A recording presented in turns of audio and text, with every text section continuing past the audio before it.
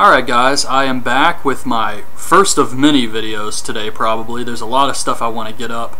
I thought I would start with the Ring of Honor Best in the World Hostage Crisis 2012 Predictions video.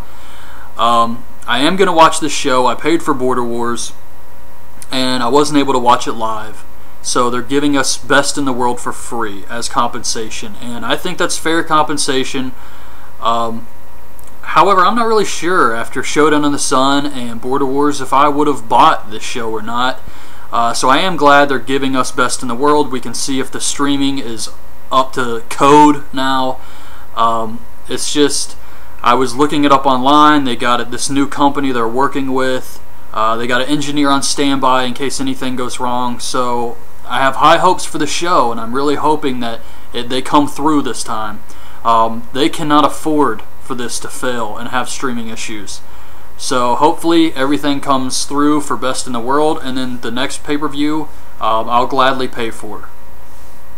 So to get into the card here, I guess I'll start with Signed to Appear, the Prodigy Mike Bennett, and I guess they're probably just going to throw him in there with some random guy, probably T.J. Perkins or someone like that. Who Bennett will just squash.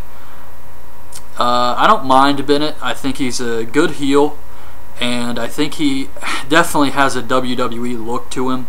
I could see him in the WWE, and I think he's a good wrestler. I don't know why people want to shit all over Mike Bennett. I think he's fine. Him and Maria have a good thing going, and yes, he's the cocky, arrogant heel we've seen a million times, but I think it works for him, and I think he's pretty good on the mic too. So, yeah, I guess he doesn't have a match, but I'm sure they'll put him in there somewhere. Then we get Hybrid Fighting Rules. Adam Cole versus Kyle O'Reilly. What the hell were the rules to this? I can't really remember. I think you have to knock him out, win by knockout or something.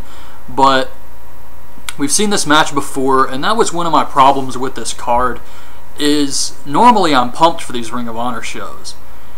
And this one has a few matches I want to see, but I just feel like the build hasn't been that great, and a lot of the matches are stuff we've already seen, or there's really just not a lot of hype.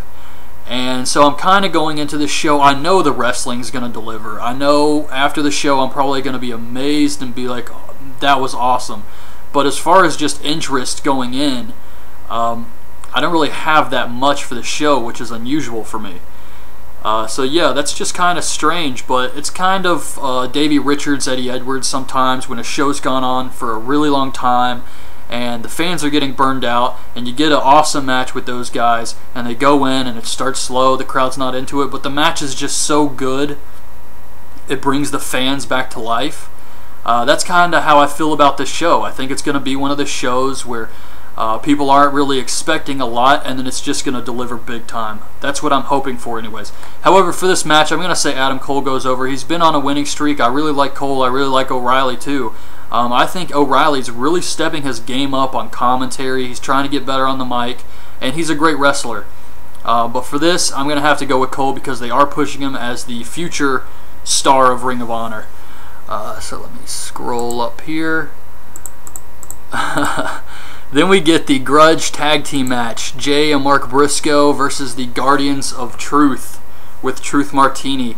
I have no idea who these guys are.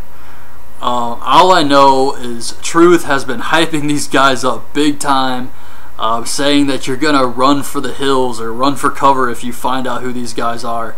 So, I mean, I don't really know what to expect. I would say... See, Ring of Honor does this thing where they bring in guys and they don't have them on TV all the time, like Rhino. I don't even know if he's got a contract. I think he's just paid by appearance. So weeks will go by where Rhino's not seen, and then on a pay-per-view he shows up. Homicide, Fit Finlay. So they just kind of bring these guys in. If these aren't going to be active Ring of Honor wrestlers, then the Briscoes might as well go over. It depends how long they want to drag this out. But it's not something you're necessarily going to see on TV every week. It's just Ring of Honor does a pay-per-view every 2 months or so. And they want to bring these guys back, they can bring these guys back. Same thing with Lance Storm or any of that stuff. So you don't really know what you're going to get when it comes to something like this. It could be some big names that they paid to bring in for this one appearance. Maybe another one down the road. But for this match, I hope it's somebody who is going to lead to an exciting match. I'm sure they're going to be great workers, and hopefully it's not a disappointment. So normally I would always root for the Briscoes, but for this, I'm going to have to say the Guardians of Truth. It doesn't make sense to hype them up and then just have them get beaten. But you also have the fact that the Briscoes lost the belts recently, and you want to keep them looking strong too, but overall I'm going to go with Guardians of Truth on this one. Former ROH World Champions do battle for the first time in New York. Eddie Edwards versus Homicide. Gonna say Eddie Edwards. He seems to be on a roll as of late, getting a babyface push and all that, so I think Eddie's gonna be looking strong here in the future. Three-way elimination for the TV title. Roderick Strong against Lethal and Tommaso Ciampa. Oh man, I like Roderick. I think he's great. I like Lethal. It feels like we keep getting the same recycled matches though. It's the same thing with and that's not just this match. That's matches in general in Ring of Honor. It's just become the same old thing. However, I am excited with Tommaso Ciampa completely losing his mind, dyeing the beard, acting like a complete psycho. And I think he's getting a push. He's been getting pushed on TV. He looked really strong against Roderick at last week's TV show. And he did that little video ad paid for by the embassy where he's just the dominant male. And also, I think he's going to have some sort of turn. I don't really know what they're going to do with him because he is crazy and I think he's better as a heel, but he does appear to be leaving the embassy. And I'm just going to go out on a limb here and say Tommaso Ciampa wins this match. Normally, I would say Roderick Strong. Champions tend to keep the belts for a long time, but I just got a feeling about this, and I would like to see this. I want Ciampa to win this match. And I could see that with the push he's been given.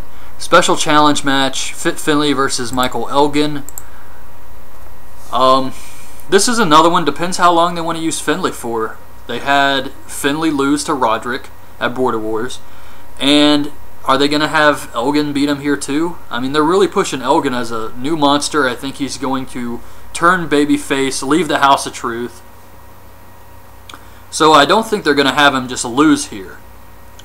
But, I mean, if they don't have any plans to use Finlay in the future, which I think is a huge mistake, this guy should be on television wrestling matches. Same thing with Rhino.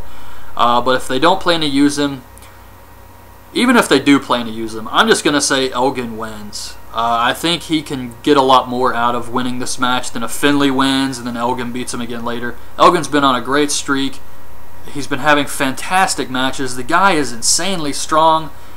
He is awesome. He needs to be built up as the future of Ring of Honor. I like him way more than Adam Cole. Cole's great too. He can be the future of Ring of Honor. Also, however, I think Elgin's got it right now. And after that match, the fans are really getting behind Elgin after the match at Showdown in the Sun with Richards. So I'm going to have to go with Elgin on this one. Tag Team Championship, Charlie Haas and Shelton Benjamin versus All Night Express. Didn't really care much about this. I don't see why anyone would. But after the recent events on TV with Charlie Haas and Shelton making fun of All Night Express coming out, kind of brawling around with them a little bit, getting the better of them, I have a little more interest into this feud. However, I still think Charlie Haas and Shelton Benjamin are going to beat All Night Express. Eventually, they're going to end up feuding with the Briscoes again, probably.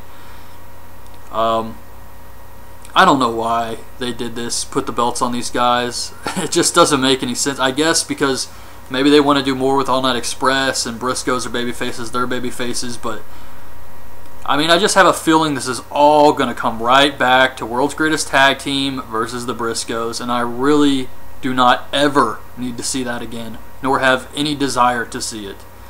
So for this, I'm just going to say Charlie Haas and Shelton Benjamin. Kevin Steen versus Davey Richards. Anything goes. The pile driver is legal. This is for the world title. Kevin Steen will win. There's no way he's dropping the belt this soon. I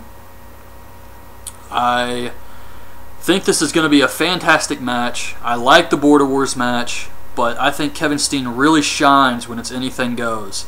And when this match takes place, I think it's going to steal the show, going to really deliver, and I'm looking forward to what happens here because I can kind of see Davey Richards turning heel.